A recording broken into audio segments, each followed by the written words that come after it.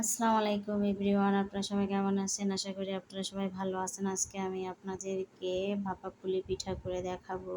তো প্রথমে আমি আতপ চাউলের গুঁড়া ফ্রাই করে নেব। তো এই জন্য আমি গরম পানি করে দিয়েছি। তো এখন আমি চাউলের গুঁড়াগুলো দিয়ে দিচ্ছি।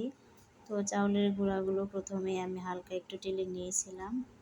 তো এই তো দেখতে পাচ্ছেন আমাদের চাউলের গুঁড়া তো প্রায় ফ্রাই করা হয়ে গেছে। তো আমরা এখন এগুলোকে ভালোভাবে নেড়ে ঢেকে রাখবো, তারপর ভালোভাবে মুথে নিব। তো তাহলেই হয়ে যাবে আমাদের আটাগুলো ফ্রাই করে নেওয়া। তো এখন আমি খিরিসাটাকে রেডি করে নেব পুলি পিঠার জন্য। তো আমি প্রথমে সুজি দিয়েছি, সুজিগুলো একটু টেলে নিলাম। তো এরপর একটু দিয়ে দিলাম তেজপাতা, দিয়ে দিলাম একটু ঘি, আর দিয়ে দিয়েছি 2টা এলাচ। তো দিয়ে দিলাম নারকেল কোড়া। তো এগুলোকে একটু আমি ভেজে নেব। তো দিয়ে দিচ্ছি পরিমাপ করে একটু লবণ। তো প্রথমে এগুলো ভেজে নিলে খুব ভালো হয়।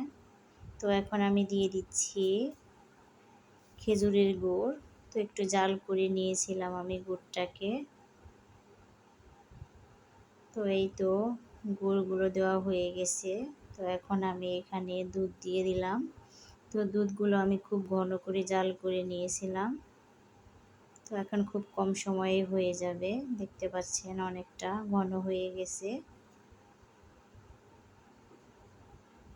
তো এই খিরিসাগুলো দেখতে পাচ্ছেন হয়ে গেছে অনেকটা ঘন।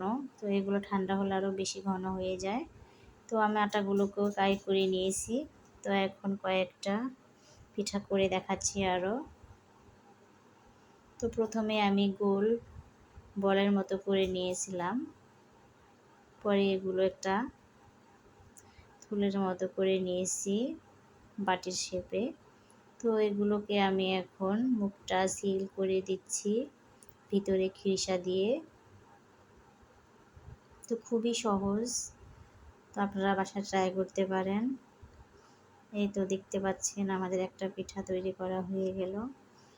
তো এটা মুখের দিকে একটু ডিজাইন করে দিলেও হয়, আবার না করলেও হবে। আমি হালকা করে একটু করে দিলাম। তো যে কোনো ডিজাইন করা যায়, এখানে ঘনভাবেও দেওয়া যায়, আবার পাতলা করেও দেওয়া যায়। এই তো হয়ে গেল আমাদের একটা পিঠা তৈরি। তো এভাবে আমি সবগুলো পিঠা এখন করে নেব। তো এই তো আমাদের পিঠাগুলো করে নেওয়া হয়ে গেছে। এখন এগুলোকে আমি ভাপে সিদ্ধ করে নেব। তো আপনারা যে কোনো স্ট্রেনারে দিয়ে সিদ্ধ করতে পারেন। তো আমি একটা স্টিলের স্ট্রেনারে দিয়ে দিলাম। তো এখন কিছুক্ষণ ঢেকে আমি জাল করে নেব। তো তাহলেই হয়ে যাবে আমাদের পিঠা। এই তো দেখতে পাচ্ছেন আমাদের পিঠাগুলো হয়ে গেছে। উপর দিয়ে কিন্তু সাদা ভাব নেই, তার মানে পিঠাগুলো একদম পারফেক্টভাবে সেদ্ধ হয়ে গেছে। তো আজকের মতো ভিডিও এই পর্যন্তই। সবাই ভালো থাকবেন, সুস্থ থাকবেন। আমার চ্যানেলটিকে লাইক সাবস্ক্রাইব করে দেবেন। আল্লাহ হাফেজ।